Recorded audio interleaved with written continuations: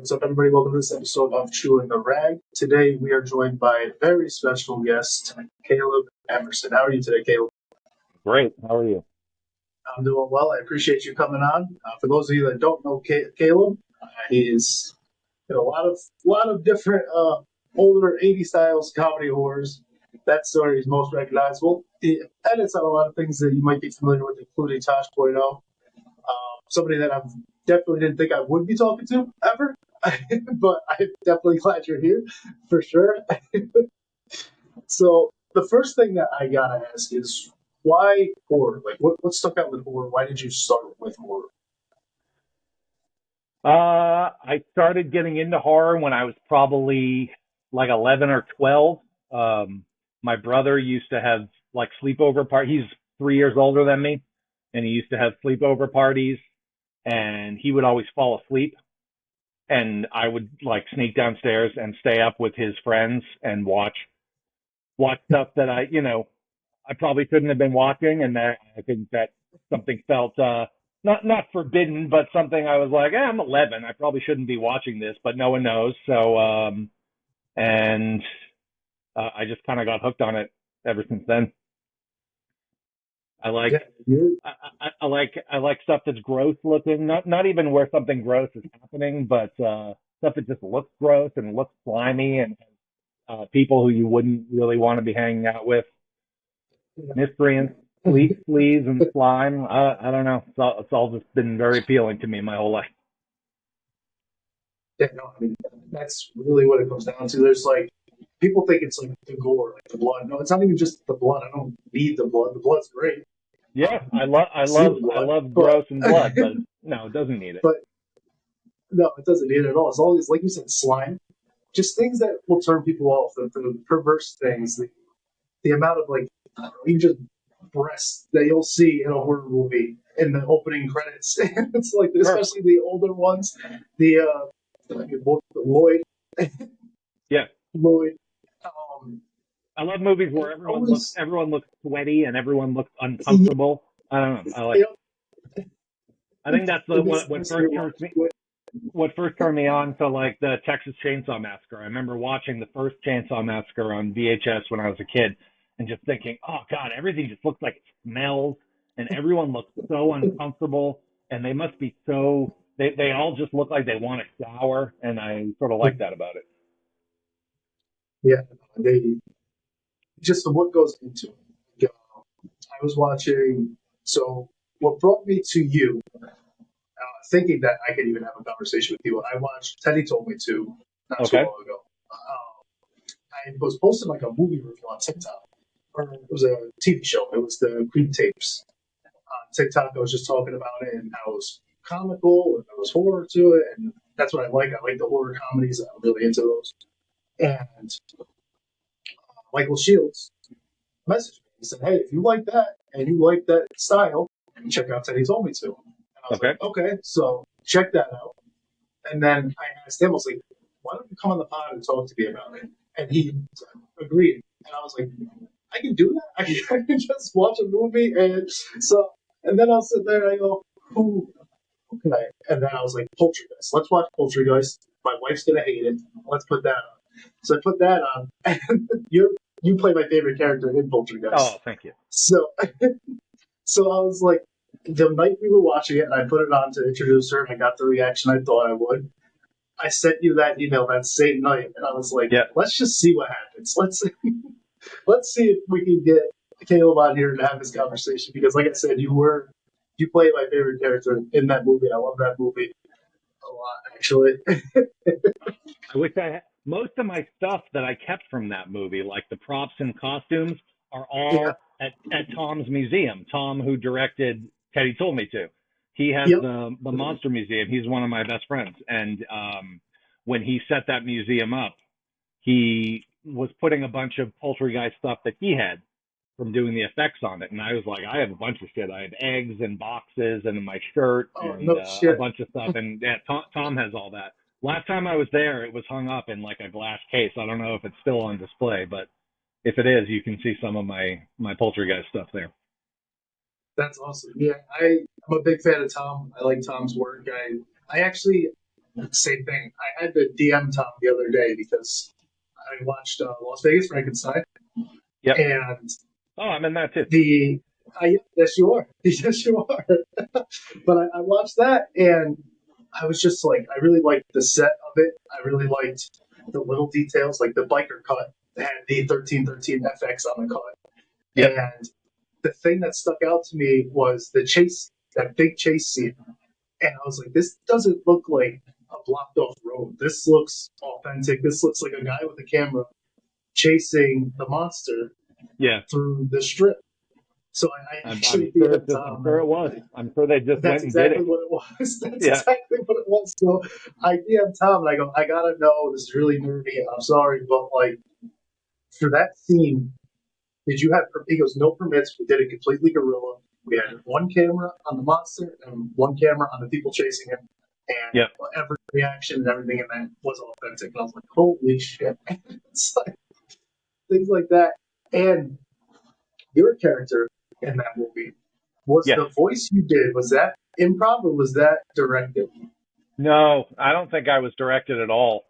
I edited Teddy Told Me To for Tom, and that was his first movie, and he said, like, what can you tell me? Like, can you give me, you edited this. This was my first time. What did I do wrong? Like, what should I do better next time? What advice do you have to me as a director? Because you've directed movies and you've edited movies. What should I do to make my next one better? And I said, you should fucking put me in it is what you should do. Why am I not in this movie? And he was like, well, you're in LA and it's Las Vegas. And I was like, you think I wouldn't have driven to Las Vegas to be in your first movie? And he was like, okay, next one, you're in it. So, what was your question? Oh no, I was just doing a stupid voice, for fun. I tried it out on set and everyone laughed. So I said, all right, I'm going for that. I think I was putting together my costume. He said, can you just wear a black suit? And I said, yeah, I've got a black suit. And I said, hey, can I wear an ascot? And he said, you better wear a fucking ascot. And I went, you got it. So I brought my own ascot and just started doing. And I think I was there the first, I had to go twice, for Las Vegas Frankenstein. The first suit, like my real scene was not second unit, but it was done after the majority of the movie had been shot. But the first scene was like at the big club, and he's like, I hate to do this, but I need you for like one line, and then we'll shoot your whole scene in a few weeks. So I went to Vegas to do just one line. I forget what part it was, and I just did it in this really stupid voice, like in the run through. And Tom thought it was funny, so I just stuck with that. No, that's awesome. And it's something that Michael that I was talking about. I asked him, like, what was that like? Was there a lot of improv for Teddy Told Me To? And he goes, really, for the most part, Tom's big thing was we don't want to do anything more than 3 times. And it was like guided improv. It was, here's what I want you to do to hit this mark. But for the most part, these are your characters. Do everything the way you're going to do it. And that sounds right. Yeah, I thought that was really cool to hear. It didn't really surprise me just from what I know a little bit about Tom personally. But I think Las Vegas Frankenstein was a little more scripted. I mean, like, I didn't improv any lines, I don't think. I think everything I said was scripted, but how I did it was sort of up to me. Okay. Yeah, Teddy Told Me To may have had a lot more improv in it. I don't remember 100%. Well, that was his first, right? That's what you said. That was his first. That was his directorial debut. Yeah. Yes, Teddy was. Yeah. Teddy was. Yep. Which I thought Teddy was really fun too. I thought. Yeah. And to learn that it was mostly done in one take, I thought that was awesome. I think everybody did a really good job with that. I enjoyed it a lot. It was kind of everything that I like. It was messy. It was fun. Sure. Tom's drive and ambition is unmatched by anyone I think I've ever worked with. That Tom told me he was making this movie, and I was like, I don't know if Tom knows how to direct a movie, but if he says he's going to do it, he's going to do it, and he's going to put everything into it, and he did. And for a movie that cost, I don't know what that movie cost, not much. It turned out really well, I thought. No, I think the internet lies, but I read somewhere that it wasn't much more than like maybe 100K, like anywhere between like 100 to 200K. Yeah. So that seemed a little low, but at the same time, I don't know. I mean, Tom obviously is a special effects guy. You also are a little bit in special effects, right? You did I die did this. your I did this. first movie. Yeah, You I did the special effects for my movies, yeah. mostly just out of necessity, because Mhm. that movie, Die You Zombie Bastards, was shot in mostly in Rhode Island, and at least at the time there wasn't a huge film community there. I mean, there's Yeah. some, but there just weren't like effects jobs around. And when I was in, sorry, truck. No, Um, you're good. You're good. when I was in school making student films in college, I learned, I got all the books and the instructional videos, and I learned how to do all that kind of stuff. So I did most of it myself in Die You Zombie Bastards, and what I didn't do was done by like I would sort of make it at first, and then my girlfriend and one of her friends did a lot of the applying of makeup and stuff. But I made the prosthetic myself. Oh, okay. That's so I cool to don't even just. Yeah, I don't do that really anymore. I haven't done it since, but in my two movies, I did the effect. Since you do a lot of, you just mentioned like the editing for, you do a lot of editing. You're a printed editor, plenty of Yeah, things. Do that's my you job now. prefer? Yeah. Do you prefer that side, or do you like to be in the films more? Or do you not really have a preference? I like I like both. I don't like to edit my own stuff. Um, I think I think having someone objective edit your stuff is more makes more sense. But I do um, I like being able to be sort of wildly creative in a controlled environment where I'm just alone in a room and I can just do shit and make stuff up and try stuff, and there's nothing at stake. Like there's not a bunch of people standing around waiting for you. Yeah. There's no So that aspect of it I like, but also I love making my own stuff too. But mostly the That's thing I cool. like about editing is getting paid. I needed a job, Yeah. so Yeah. so Yeah. when I That's moved to like, when I moved to LA, I sort of fell into editing, and I was like, I can do this, and it pays well, and there's cool people, and then I got kind of good at it, and I was like, well, I guess this is what I do now for a while, at least. So for the last 10, 15 years, I've been an editor. now, this is just like the ignorance to somebody who's never done it, obviously. What I'm not expecting you to give me a rundown of your every day and your 9 to 5 or any of Sure. that. But for editing, like what exactly goes into editing? How do you even get started with being an editor, for example? Like I said, I know it's probably a huge layered question, but No, I mean, how do I get started? Like in the nuts and bolts of having that be your job? yeah, Is well that that, okay? and then it's like what exactly goes into like let's just say like what is an editor, pretty much, I guess. An editor takes all the material that's been shot and either under direction or in some cases not under direction, you have to turn it into something. Sometimes you've got a director or a producer who's like, I want this exactly, do this, do this, do this, do this, and do this, and then show it to me.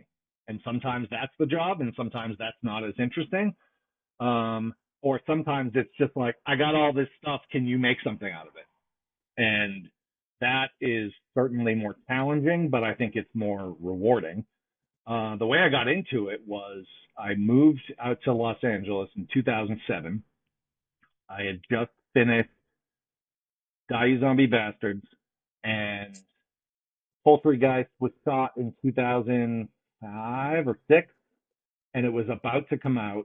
And then I was a camera guy on another feature film in Rhode Island called Splatter Disco from Richard Griffin. And so those were all just being finished up. And I moved out here and I was like, what am I supposed to do? I don't know what to do. So, I mean, like to make money, to have it, to pay my rent. So my first job I did out here is I was well, the very first thing was I was the DP on a movie that Tom Devlin produced with his wife Lola. Lola directed it, and that was called Gould Creek.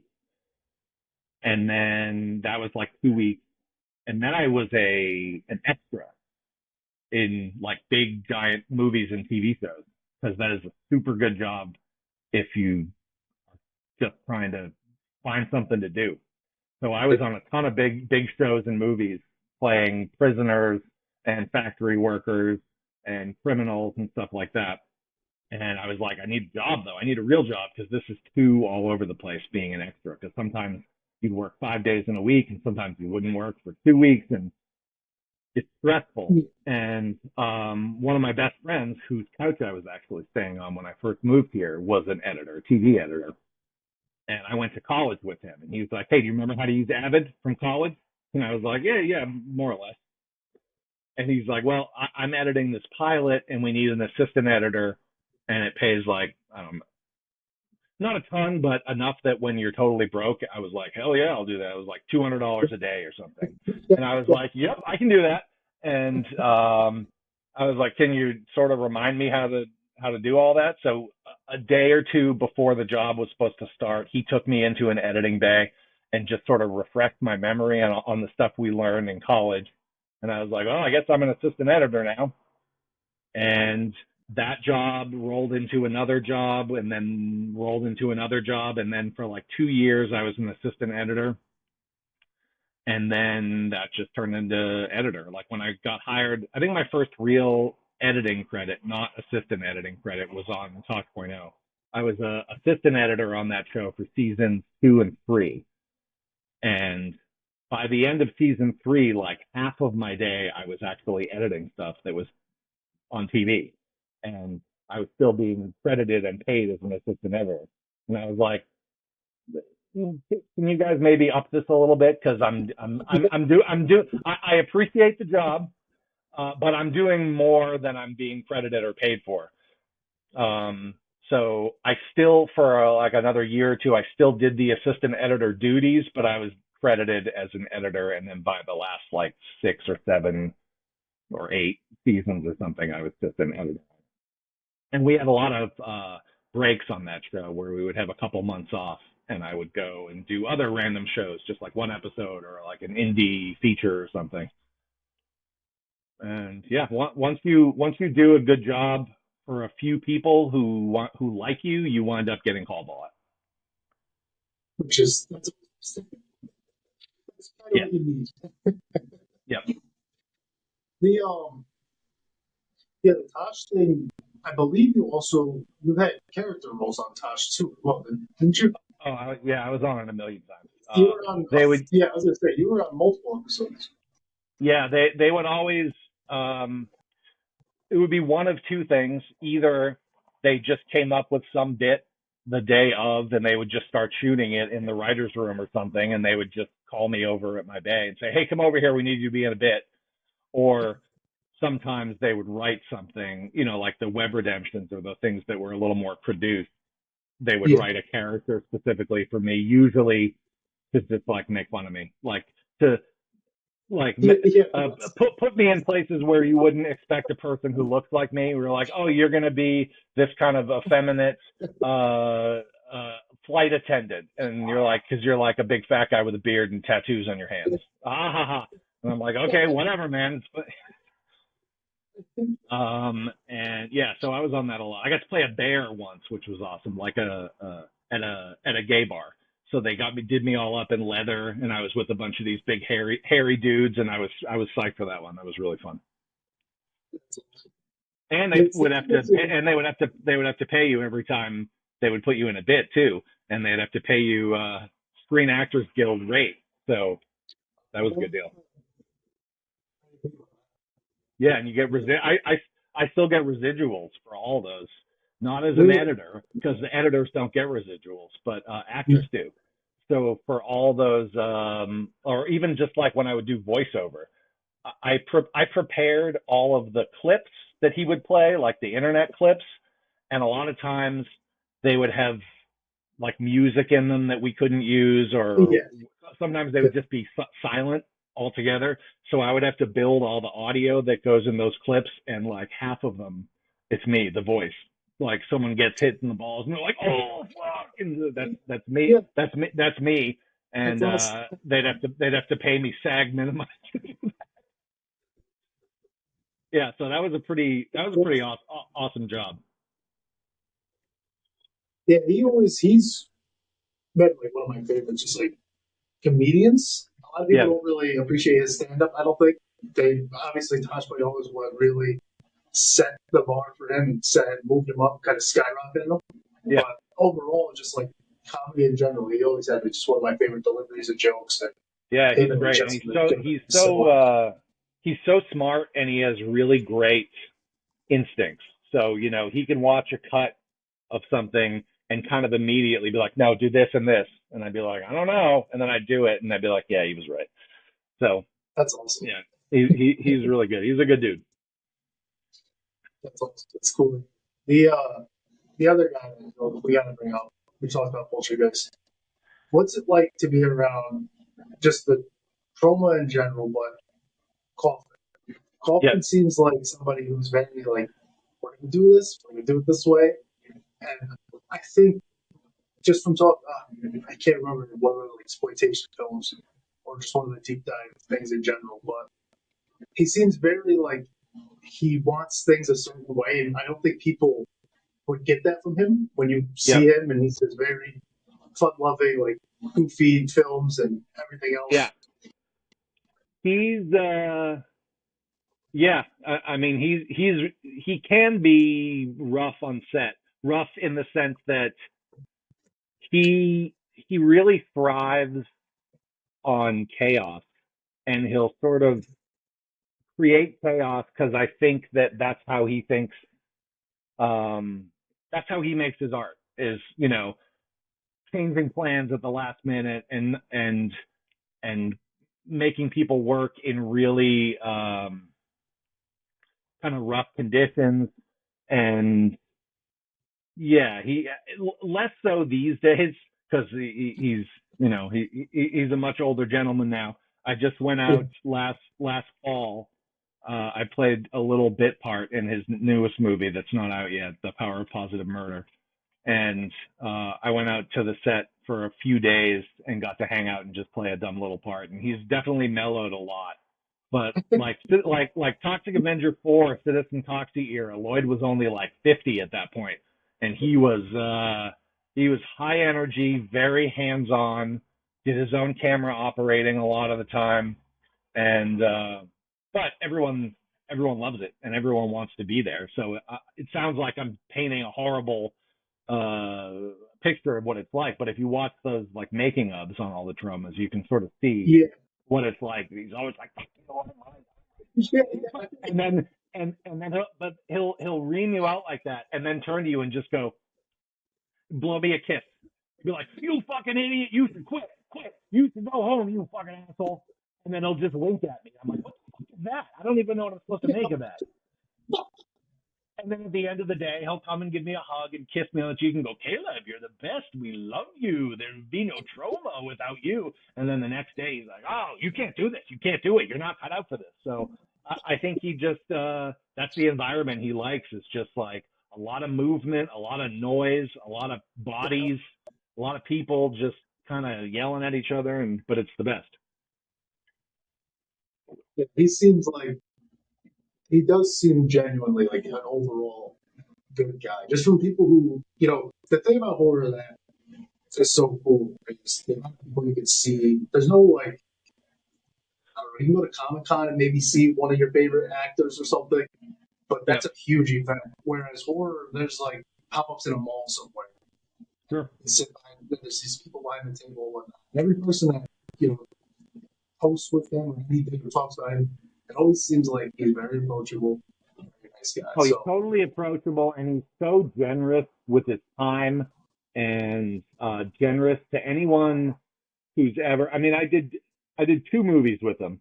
One in Citizen Toxie was 1999 that we shot it, and then Poltergeist was like 2005 or 2006. So like this is 25 years ago that I did two movies. And then when I heard he was making this new movie last fall, I just called him up and was like, Lloyd, can I come be in the movie? He's like, of course you can. We'll find something for you to do. Just come on out.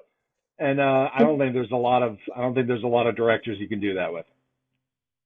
I mean, I had to pay my own way, and I got my own hotel and stuff. But yeah, if you've done anything kind for Lloyd or for Trauma, he remembers it, and he's so genuine and generous. The trauma thing in general, I think, is awesome. I think Yeah, that was such a good idea to just come up with the trauma thing, and you kind of create. It's like Marvel and DC, but it's not. It's such a small scale Tromaville thing. It's very sure. culty.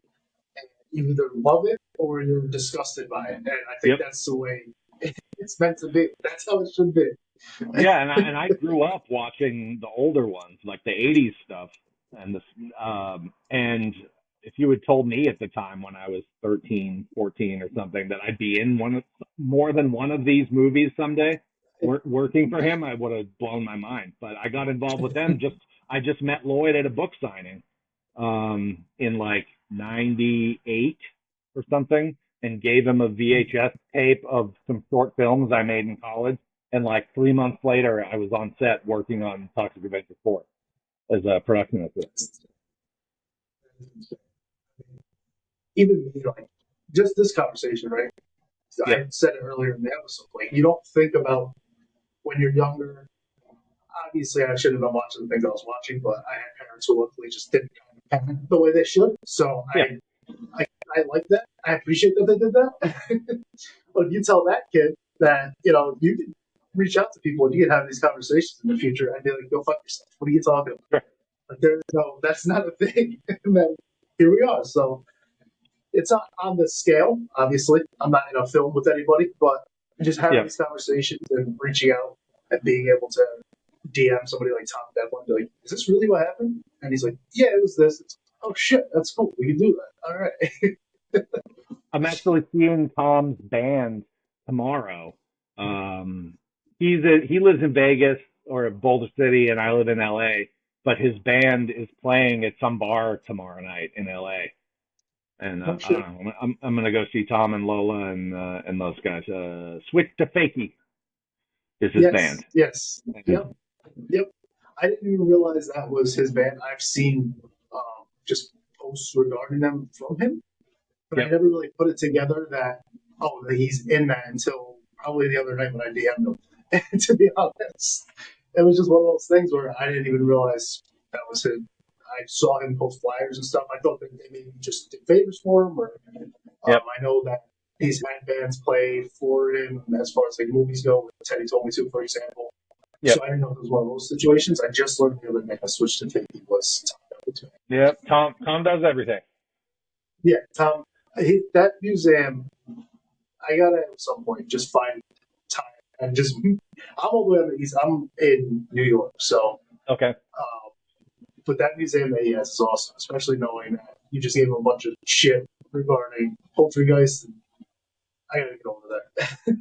He's got a bunch of my Die You Zombie Bastard stuff too, but it's not displayed anywhere. He said I was cleaning out my parents' house when my dad passed away, and I had like all the shit from that movie, from Die You Zombie Bastards, and some of it's big. And I was like, what am I gonna do with all this shit? I'm gonna just put it in my house. I don't have room for it. And Tom's like, I want to put it in the museum. And I went, take it all.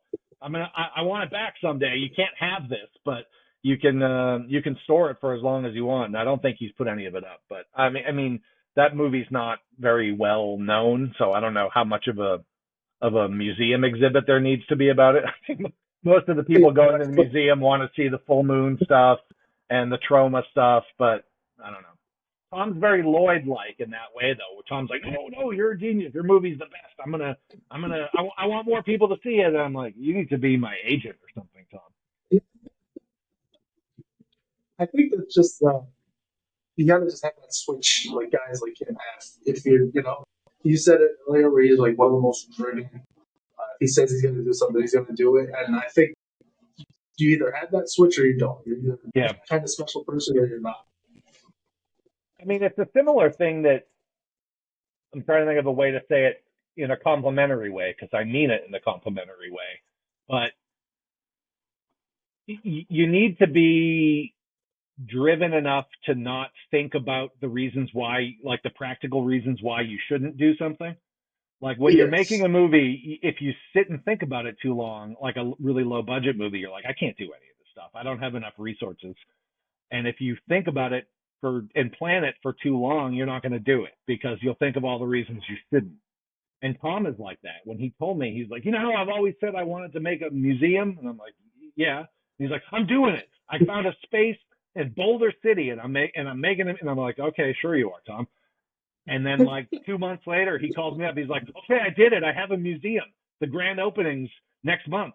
You should come. And I was like, I'm there. So I drove to Vegas for the grand opening of the Monster Museum. And I was like, fucking Tom, he did it like by himself. And then like a year or two later, he's like, I'm opening another museum.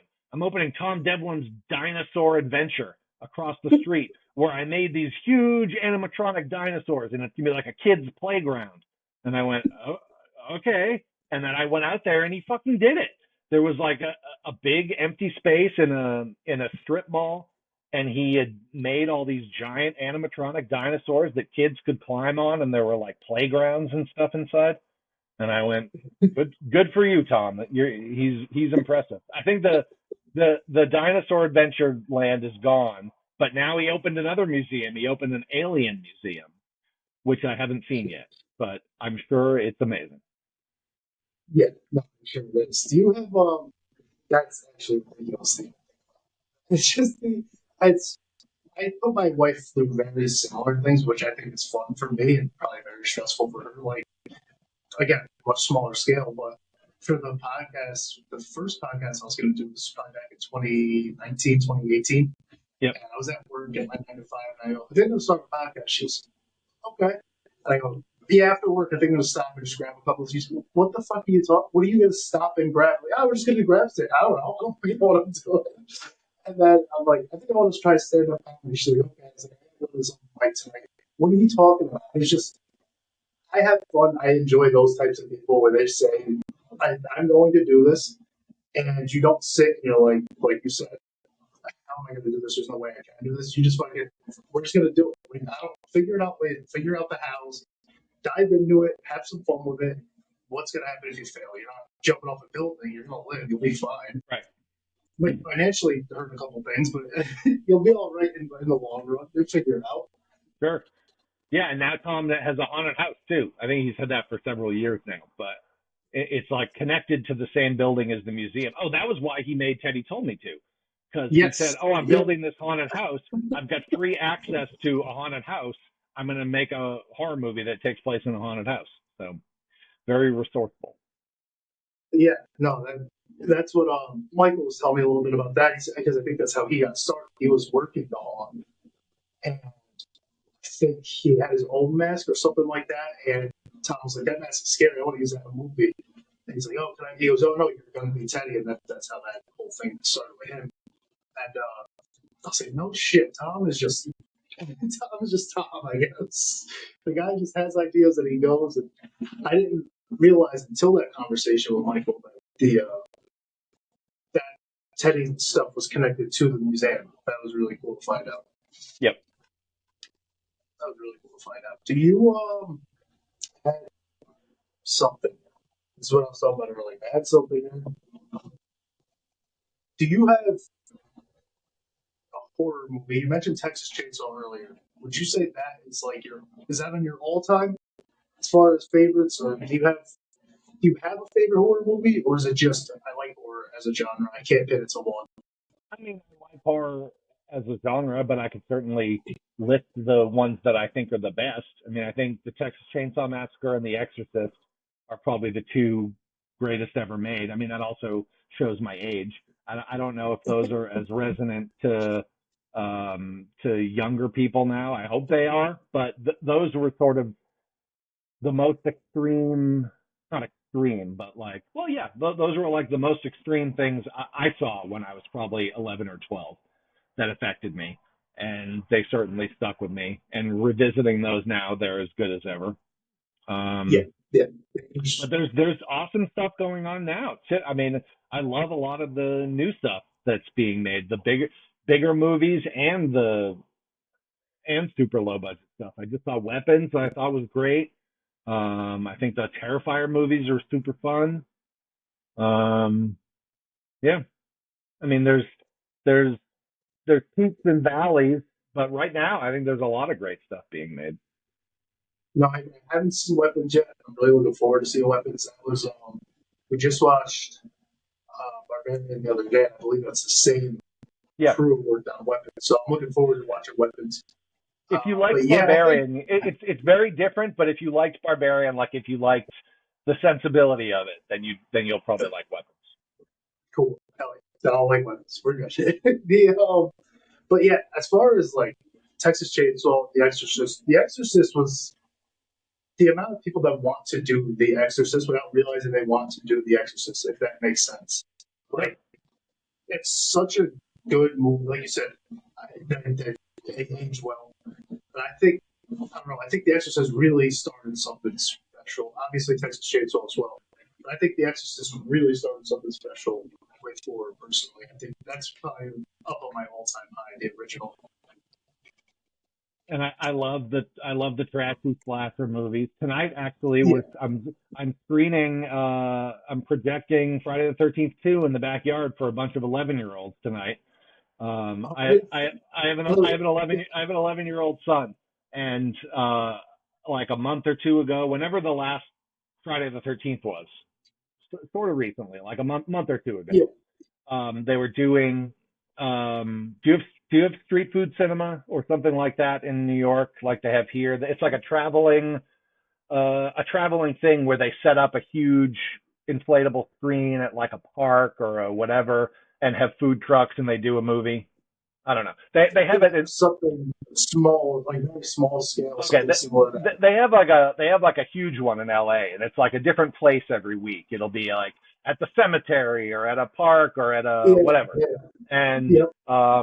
they were playing Friday the 13th on Friday the 13th, and my son, I mean, he's 11. He's never seen kids his age. They don't seem to care about that stuff anymore, which bums me out. But I said, oh, I'm going to take you to see Friday the 13th on Friday the 13th. And then I went and the ticket, it was like $35 a ticket. And for me and him and my wife, I was like, I'm not going to spend $100 to go watch Friday the 13th. So I just told him, I was like, I'm going to project it in the backyard and you can invite some of your friends. So he had a bunch of his friends come over and they watched the first Friday the 13th and none of them had seen it and they all loved it. And I was like, buddy, you know, there's like 11 of these. And I was like, and he was like, we got to watch them all. And I went, we got to watch them all. So, yeah, tonight we're watching part 2 with the same crew of kids coming over. So yeah, I love all that stuff too. I love the Nightmare on Elm Street and Friday the 13th and Yeah, yeah, absolutely. yeah, I have a 5-year-old and a 2-month old. Just had a baby a couple months ago. So I'm excited that he's starting to, like, I have the Creep Show action figure behind me. I have a Pinhead one next to yep, him. And he goes with me to this. There's an Upstate Collectibles, it's a store name. And they have all this old school vintage horror stuff that people bring in and they buy it off of yada yada. And it's cool to bring him there. And he gets to kind of get a small introduction. I can't show him too much yet because I don't know if he's ready for too much yet. But he gets the small introduction of like, this is this character, this is this character. yep, Creepshow, I could probably show him a couple things because Creepshow's not too bad.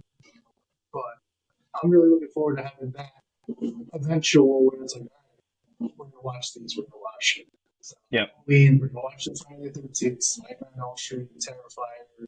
We're gonna go through one day and we're gonna watch all these because Dad's a weirdo and you're probably gonna be a weirdo too, just like your brother's yep. gonna be a weirdo too. So I'm excited for all of that eventually. You, you on the east, you did mention Rhode Island earlier. You're not from Rhode Island, right? I'm from Massachusetts. I lived in Oh, Massachusetts till I was like 20, and then I went to college in Providence and lived So I was there 4 years and then stayed for like 5 or 6 more years after college, which is where I made Die Zombie Bastards. And then when I was 30, I think I moved here. So I've been here a while. I've been here like 18 years. Yeah. Do you ever even think about coming back east? Sometimes, I mean, Yeah. I love New England. There just wasn't a lot of job opportunity for me at the time. I said I kind of want to go where I can work in this field, and I don't know. It's been the last like 2 years out here has been really rough for work. So, I mean, if it doesn't pick up at some point, my wife would move back tomorrow. My wife's from Rhode Island, and Oh, she doesn't love it here. I mean, she likes it here, but if I said let's move back to Boston tomorrow, she'd be pissed. So, okay. at Boston's some great. point, yeah. But yeah, I lived in from Gloucester, and I lived in Providence, and then here. Okay. Yeah. And I I still come thought, back. I still come back and visit because my mom and my brother and sister still live there. I'm actually coming back in a couple weeks. oh, that's awesome. Awesome. The what do you have in the works? Do you have anything personally in the works right now that you're working on? Not necessarily as an editor, but anything that you've got your own projects that you're working Yeah, on. two Maybe you can things. talk about. Yeah, two things that I've really been dragging my ass on, but I have been working on them when I can. One is a anthology feature film that has like 3 shorts. One of them's done. One of them I shot just as a short like 10 years ago, Hmm. and then I just kind of abandoned it, and then I revisited it and re-edited it and wrote 2 more segments that are going to go with it. That actually Tom is supposed to be producing one of those that I was going to go shoot in Vegas with Tom. It hasn't happened yet, but you got to wait till everyone can do it. Um, and then I've also been working on a documentary about Count Smokula. Do you know him? Um, He's no, he's I don't he's actually. amazing. He's one of those LA weirdo characters that's just always around at everything. He's in a lot of trauma stuff too. That's how I met him. He's a guy. He's probably 70 at this point, and he's a musician. He's been around for yeah like 50 years. But now he does this character where he's like a vaudeville Transylvanian he's in kind of clown makeup and speaks with a Transylvanian accent and plays the accordion. And he's always at all the trauma premieres and stuff like that. And he's in a few of the movies. But I became friends with him through various projects. And he's actually been in a couple of my movies that like shorts that I directed. Not as Count Smokula, just as Bob, as a regular, because he's a regular actor too. And I just started to realize that this guy is totally fascinating and has had this amazingly weird life slash career. And been working on a documentary about him. Um, and that's kind of it for my projects right now. And let's see what else. The most recent thing I did was I edited a feature length documentary about a Serbian film, and that turned out great. It's premiering soon, like this month, at somewhere in London. Uh, Not Sci-Fi London. Fantastic, fan. I don't know. Some big festival in London. The Serbian doc is playing, so that's really cool too. Yeah, I did do something. I didn't know exactly what it was. That's awesome. That Yeah. that was kind of one of those ones where I was saying they just gave me a bunch of shit. Like, here's all this stuff. Can you make something out of it? Um, Jeez. I mean, Steven, the director, he had an idea of like what he wanted, um, like what the takeaway from the film was supposed to be. But as far as like how it was actually constructed, he kind of just said I could do whatever I want. And he had one editor take a crack at it, and he didn't really like what they did. and he had another editor kind of re-edit what the first editor did, and he wasn't really happy with that. And he was like, "Can you re-edit what these other two editors did?" And I watched it, and I was like, I mean, to tell you the truth, I'd rather just kind of start over. Not because it wasn't good, but I was like, I don't think it's accomplishing what you want it to. And I think if you give me the time to just really tear it apart and make something new out of it, it could be great. And he was like, I don't have a ton of money, but if you want to, and I said, I do want to. I mean, I think this is a really, I think it's a good project, and I'm proud to have my name on it. So I said, I'll sort of give you my all, and I sort of spent all of last summer editing that, and that turned out really well. That's awesome. I mean, I know a lot of people. I know a lot of people will be turned off to the fact that it's about a Serbian film, because I know that that's a really polarizing movie. But yes, even if you're not, it's not a documentary necessarily for fans of the movie. Like, it's not like the kind of thing you'd see as a DVD extra. It's a standalone feature film. So hopefully a lot of people that may have intentionally not watched Serbian film might be interested to see a doc about it, because they interviewed everyone involved in Serbia, and they had behind the scenes video for the entire production, like 12 hours a day for the however long it took, like hundreds of hours and stuff. holy shit.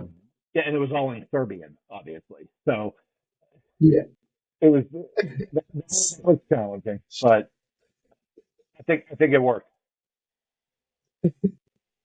yeah, that's got to be something, huh? Because I didn't even think about the fact that obviously it's all in Serbian. So for you, who obviously you're not. It's like you got to now go through and edit that.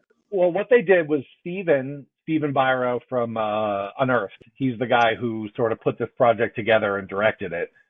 He and Serjan, who is the guy who directed Serbian film, they sat down together long before I was involved and watched all, however, 200 hours or whatever of the behind the scenes stuff, and picked out what they thought was the best stuff, which was about 3 hours of stuff.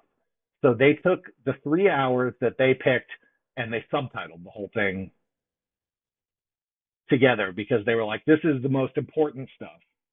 So 3 hours of it I had subtitled, and then the other hundred and whatever hours was just stuff for me to use visuals or things where it wasn't important what they were saying. It was more just showing what they were doing. So I used a lot of stuff that they hadn't previously subtitled, and then once I turned in my cut, Serjan watched it and sort of determined, okay, this, I'll tell you what they're saying and you can subtitle it, or like this, it doesn't really matter what they're saying, just show it. So that's how we did that. So you get the creative freedom, and then I feel like as an editor, you can go on behind the scenes, but when you get the freedom to kind of piece things together like that, then it's like, oh, I'm a part of this. Like, yeah. I'm this is my work now. Not necessarily all of it. It's not your work, but exactly, it's your work at the same time, which is awesome. I think that's really rewarding. Like you said earlier. Because if they were just going to hand me this stuff and say, do this, do this, do this, do this, I do it, but I'm like, okay, this is work. This is what I do for a job. So you pay me my rate and I'll do that. But if it's something that I think is a really quality project and they're going to let me do stuff, I will usually, do it for a lot less. If they don't have the money, which they didn't have a ton of money. But I said, you know what, I don't care. As long as I'm actually a part of this, I'd like to do it. So.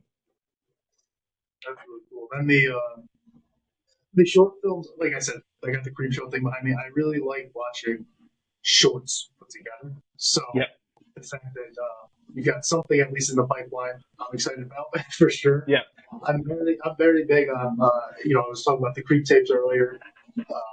I haven't seen really like watching. No, it's really. I don't know if you've seen Creep in general. Creep. Creep. The what the hell is it? Duplass? Yeah. Oh, okay. Yes. Yes, I did. I forgot what it So was called. yeah, I have seen it. yep, all good. So they have Creep 1 and 2, and then they Shudder did the Shudder original, just like they did for Creep Show, where Yep. they did a whole series on it. So that was really cool That's to see sort of that. new, right? Like that's like this Yep, year. Okay. Yeah. I last think. year, this year, Okay. it just Yeah. came out I saw. not too long ago. I saw. I think I saw a couple of them. Yeah, I don't know what it is, but like I'm fascinated by it. Yeah. Those are just another one that's super fun. So just knowing that you have something in the pipeline that's I don't know. I just like when shorts come together and kind of create one long thing. It just gives you different things while you're sitting down to watch one thing. I think that's really fun. I did a couple I did segments to a couple anthologies that were like that. That were Grindsploitation. Did you see Yep. Grindsploitation? I did one of No, those. I didn't. I didn't get to watch it, but I watched. I didn't finish it. I should say I didn't get to Okay. finish it. I'm Well, familiar with it. I did start it.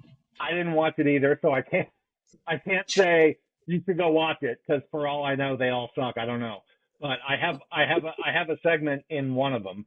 Um, I think it's the first Grindsploitation. Hmm. I did a segment called Hamburger the Rapist, and I was really happy with that. Actually, that was written. Oh, this was weird. My second movie, Frankie and Blunderland, is a very weird kind, super low budget kind of psychedelic movie written written by a girl who I actually met on Poultrygeist. Um, he sent me this script that was fucking bonkers. He was just she was a I met her on Poultrygeist and then she got in touch with me after and said, "Oh, I never talked to you really much on the set, but I love Die You Zombie Bastards. I wrote a script. Can I send it to you?" And I was like, "I get sure, but why? Like, I'm not a player. Like, I'm not going to be like, oh, I can get this made for you." But she was like, "No, but I love your movie. I want to know what you think of it." And she sent me the script, and I was like, "Fucking great. No one's ever going to make this, just so you know, Marta. Like, no one's like, but I think it's brilliant. You know, you're a mad genius." And then like a year later, I was like, I just got the itch, and I was like, I just want to make something that doesn't cost any money, and I just get all my friends to help. And I called her up, and I was like, "Hey, can I have that script?" And she said, "Yes, you definitely can." And so I made that movie and uh, finished shooting it, and then I said, "Okay, I want to do another movie that you and I write together." So she and I kind of outlined what was going to be my third feature, and then she died, and we never we never finished. I don't even know how far she got along with this. Like, we were going to outline it together, and then she was going to write the script. So we outlined what it was going to be about and like what some of the characters were, and then she went off to write it, and she died.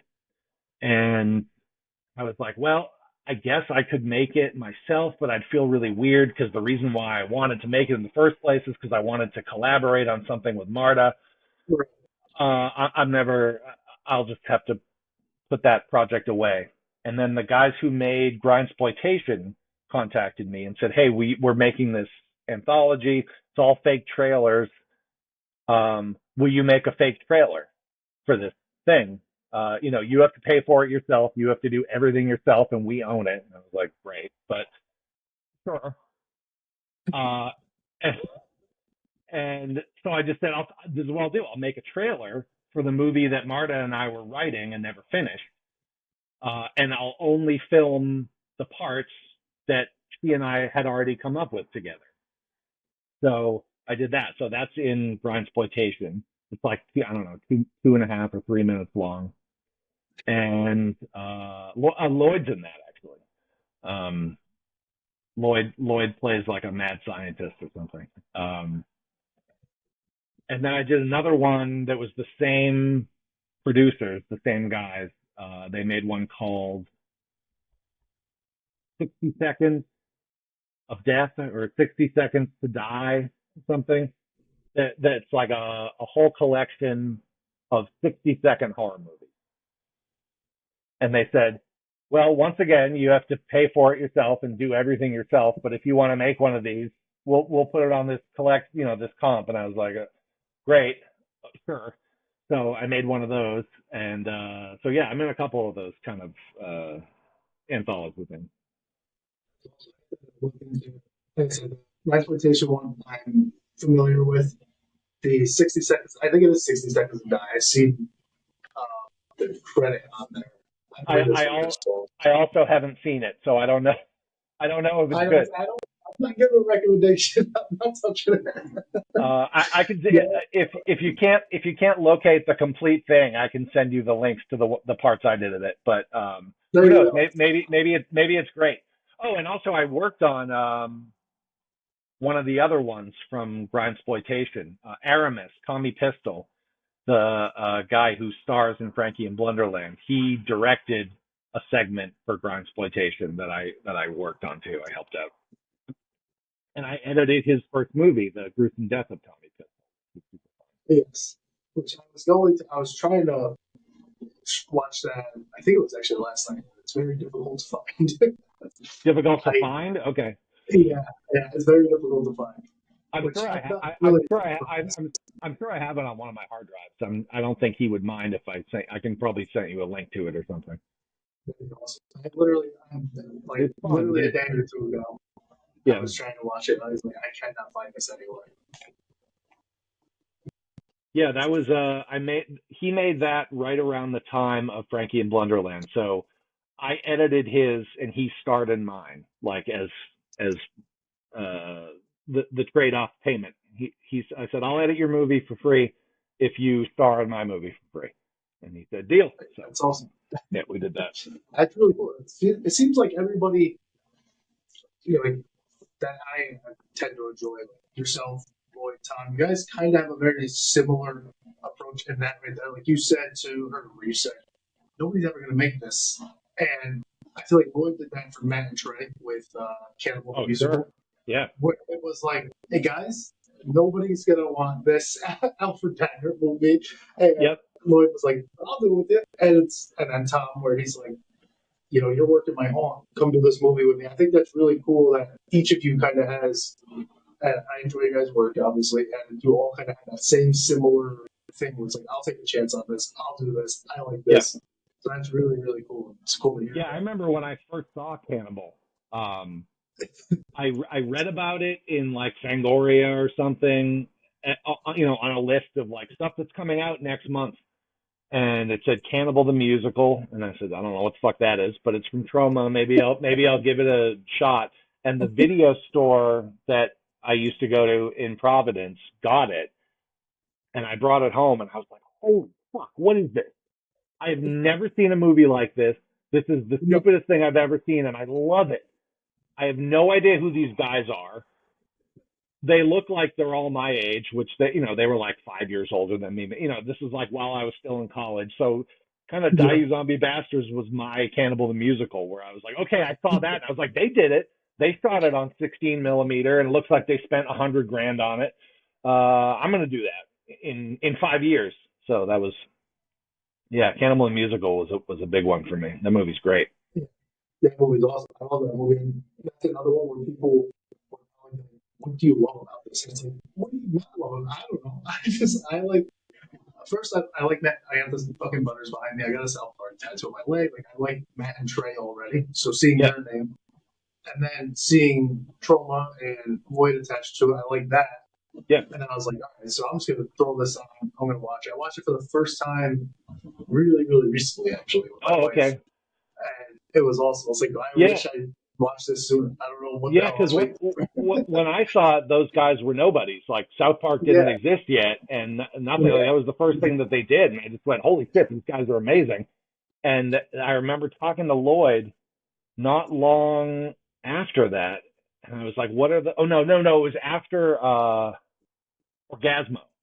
So South Park had started. It wasn't the humongous thing it is now, but it was like getting well known. And then Orgasmo happened, and Lloyd's in Orgasmo. And I remember I was like, "What are those guys gonna do now?" And he's like, "I don't know. They're making some movie with puppets. I don't know what they're thinking." And I was like, and I was the Team America, and I was like, those guys just go for it. He's like, "I don't know why they're why, like, they're at this point where they're getting kind of hot and they could probably do whatever they want. And they're making a fucking puppet movie. And they showed us all. Those guys are amazing. I mean, I don't know. I've never met either of them. I don't know either of them, but I have great admiration for them. They risk it. They're doing shit where even now they're still like to this day. I remember when South Park aired. I remember Bigger, Longer, Uncut, Team Yep. America. And now I'm in my 30s, and it's like they're still fucking daring the president to cancel their show, and they're just always they're pushing the envelope. Always, they're not bored of it, and it's insane. I love those guys so much. Yeah. Man, this was a lot of fun, Caleb. I appreciate you coming on. I really do. And if you can send me that link, I would not hate you for it. I'll tell you that much. To what? To Tommy Pistol or to? For Tommy Pistol, yeah. I'll see if I have. I'm sure I have it at my office on a hard drive or something from when I cut it. That movie's pretty wild. I'm surprised it didn't get a little more notice. It was very weird and real gross. But parts of it, you'll see it. It's that's an anthology too. It's 3 shorts that. I really badly want to watch it. It's just very hard to find. It doesn't surprise me that it's hard to find. But yeah, I personally cannot. It's got a very weird vibe to it because Aramis, Tommy Pistol, he worked in porn, and most of the people that he got to help with that movie were porn people. So, like his camera guy and his lighting guy and some of the actors and stuff. So it has a very weird feel. Like it feels like you're watching porn just because it looks like porn and it's lit like porn, but it's not porn. And at times it's like real over the top, like trauma growth. But then there's this very kind of deadly serious, heartfelt stuff with his wife that's autobiographical. Like he was kind of breaking up with his wife at the time, and he was filming these scenes with his real life wife where they were kind of improving, but they were talking about their real life. It's hard to explain. It's a rough watch in the right way. So yeah, I don't know. I don't think he's done another. I don't think he's directed any. I mean, he's directed adult stuff, but I don't think he's gone on to make it. He acted in that new. Well, it's not new anymore, but it never came out, so it'll be new when it comes out. The movie that the Soska sisters made, where I forget what it's called.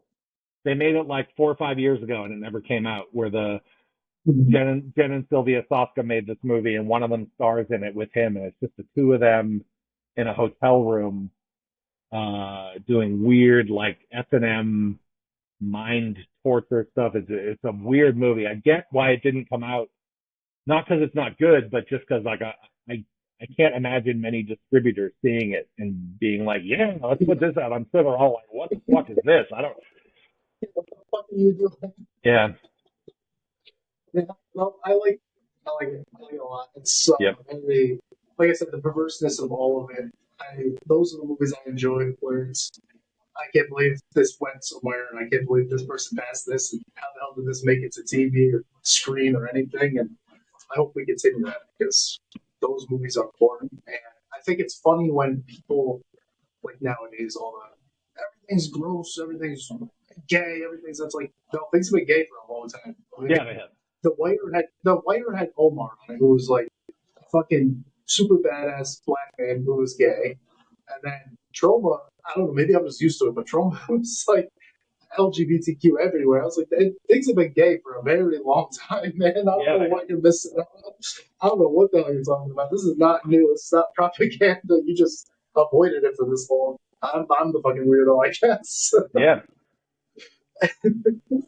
But yeah, man, this was super fun. I'm looking forward to just putting this out there, and looking forward to the stuff you're working on, and keep it up. Thanks. I really, really, really, really appreciate you coming on. Like I said, yeah, big fan. Thanks for having me. This was awesome.